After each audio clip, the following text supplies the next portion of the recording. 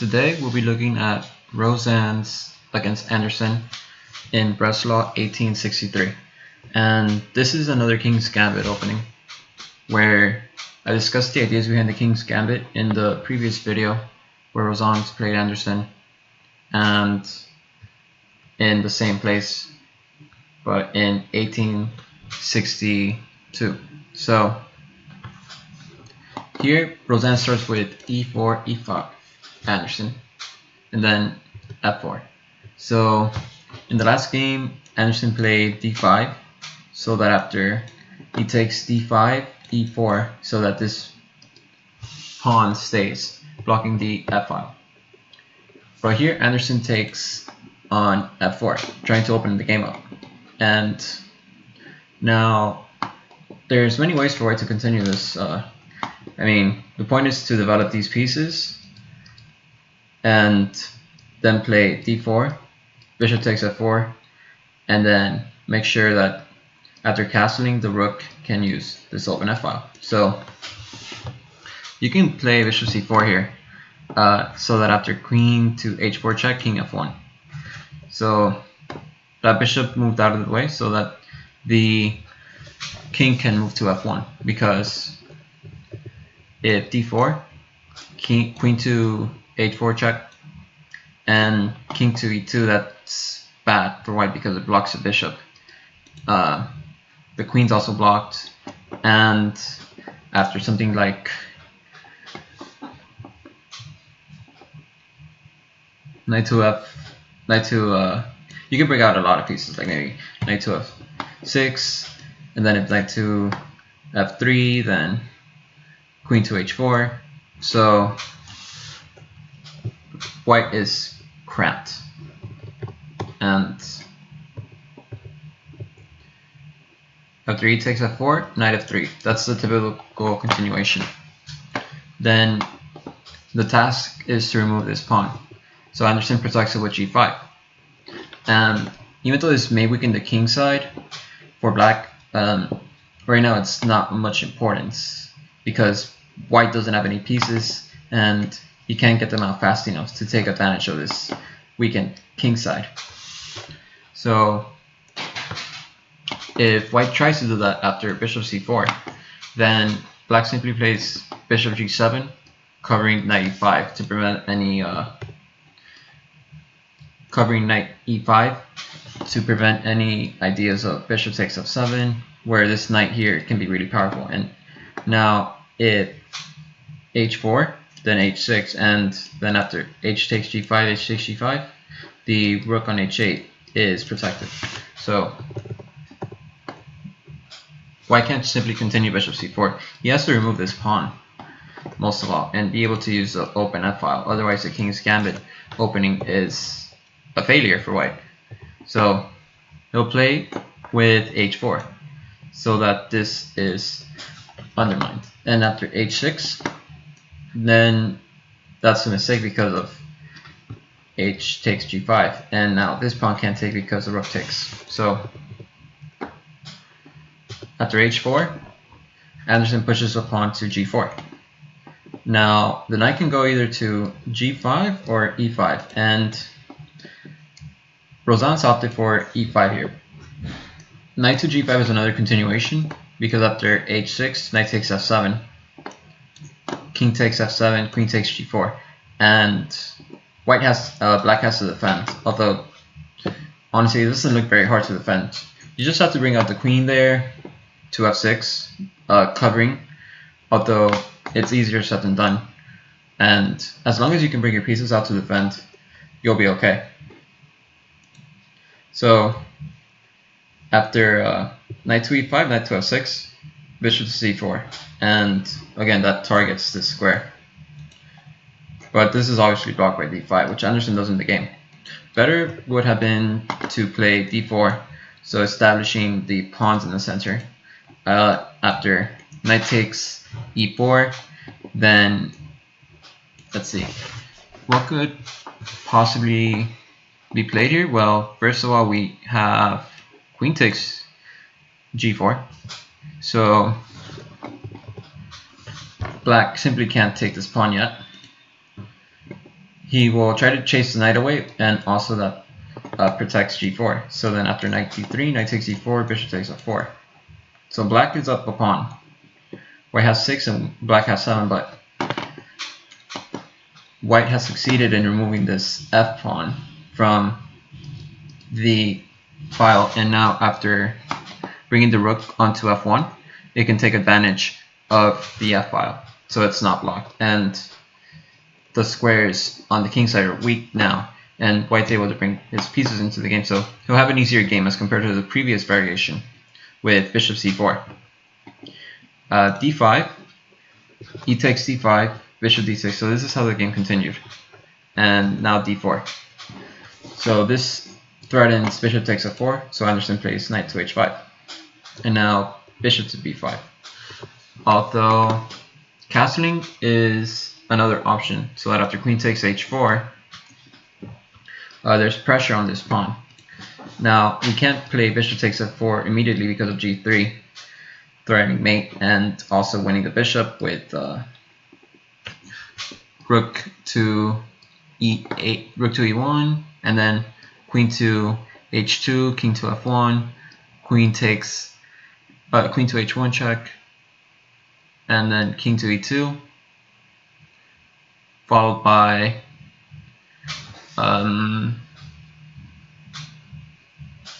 knight takes f4 check. So we can see that in action.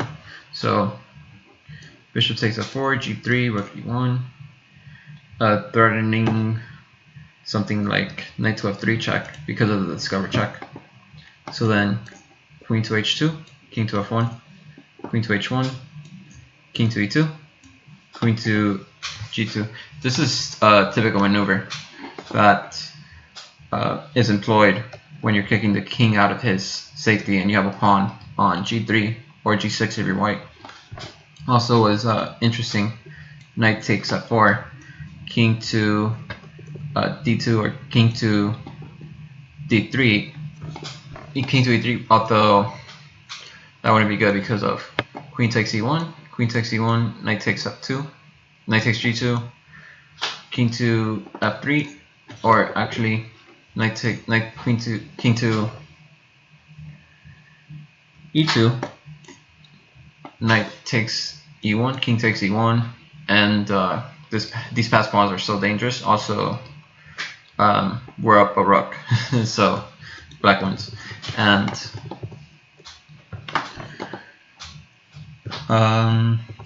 yeah, so knight takes f4 was interesting.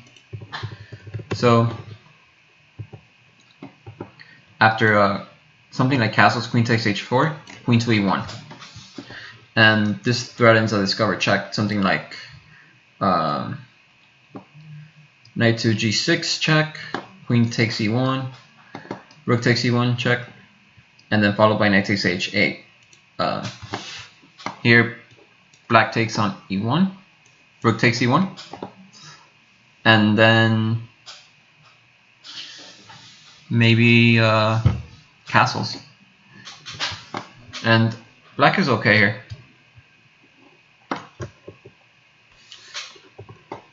So let me just verify that.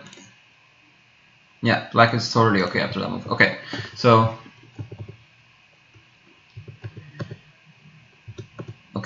the game continued. Knight h5, bishop e5 check, and now c6,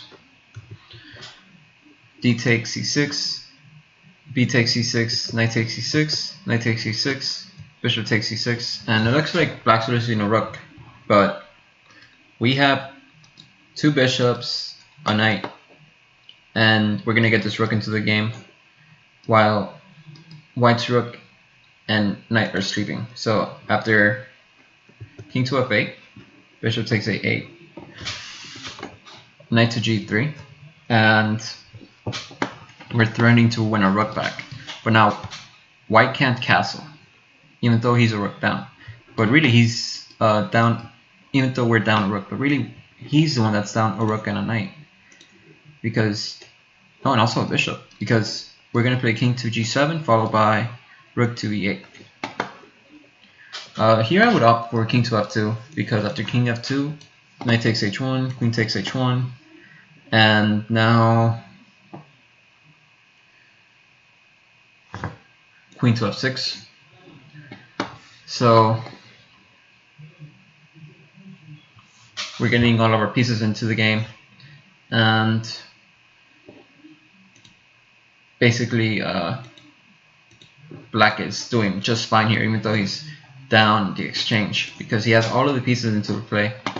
White is going to have trouble getting this into the game, so that after g3 we could break into the position. This bishop has to go.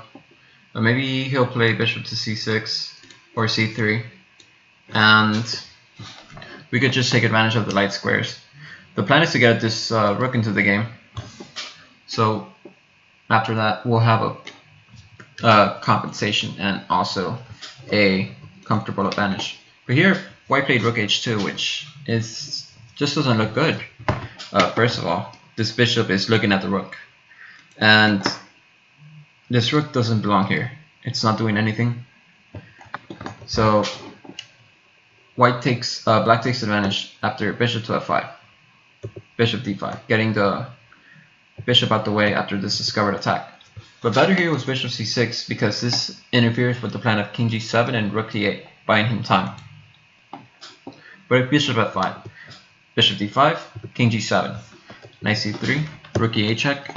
So all of black's pieces are into the game, and even though white is up a rook, really he's down a rook and a bishop. So we're up a piece. King to f2, queen to b6. And now this threatens mate m4 by the means of queen takes d4, queen takes d4. Oh wait, there's a knight here, so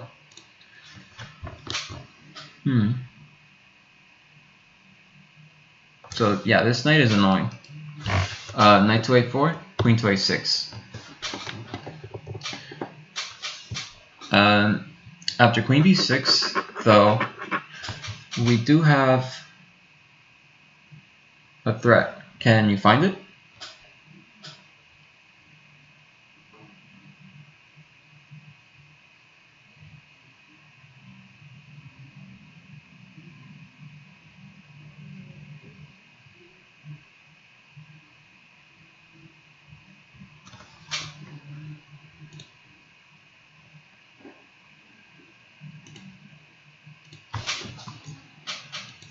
Well, something interesting that pops up is bishop to e5. So bishop to e5 threatens bishop takes d4, and that's almost mate, because then he plays bishop to e3, but then bishop takes, or even actually rook takes, followed by the discovered check. Maybe rook to e2 and then checkmate. So white wants to stop that with knight to a4. So now bishop d5, knight takes b6, but now queen to a6. And now we have the threat of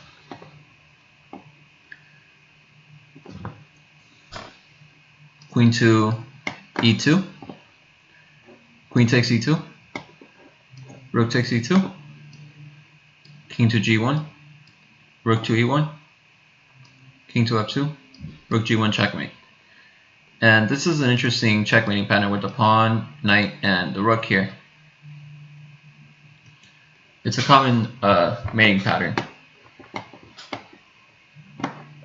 So knight to c3, preventing queen to e2. We could go back to queen b6 and repeat moves with knight a4, but instead Anderssen decides straight away to play bishop to e5, so that after pawn takes, then queen to b6. And now Rosanes plays a4, so that knight to b5 protects everything, but now we have a forced mate by queen to f1. Queen takes f1. So this distracts the protection from the pawn. So tactics, when you have lots of pieces on the board, distraction is common. because when you distract one piece from defense, one of your pieces can come in and take advantage by bishop d4 check. Bishop d to e3 is the only move. And now rook takes e3, threatening rook to e2 checkmate because of double check on d4 and e2. The king can't move. Double check means that the king can only move because if you try to capture one piece, then the other one will still be checking you. Although if the rook was here and the knight wasn't here, the king can capture because it moves out the way of the bishop check. Anyways, after king to g1, now there's a mating net. The knight covers this square, covers that square, and the bishop's covering this square, these squares, but it's blocked in by the rook. If we move the rook to e4, for example, then queen to f2, and there's no checkmate. So, what would be the final move that checkmates? So the problem is that the queen can move to f2. So how do we prevent the queen from moving? Rook to e1. Now that pins the queen, so queen to f2 is impossible, and it was the only defense against this checkmate. So this is a discovered checkmate. There's no way to get rid of the bishop. The king can't run away, and nothing can block. The queen was the only piece I could block. So hope you enjoyed this video. Make sure to give it a like and feel free to donate. The link is in the description for PayPal, and I'll see you in the next one.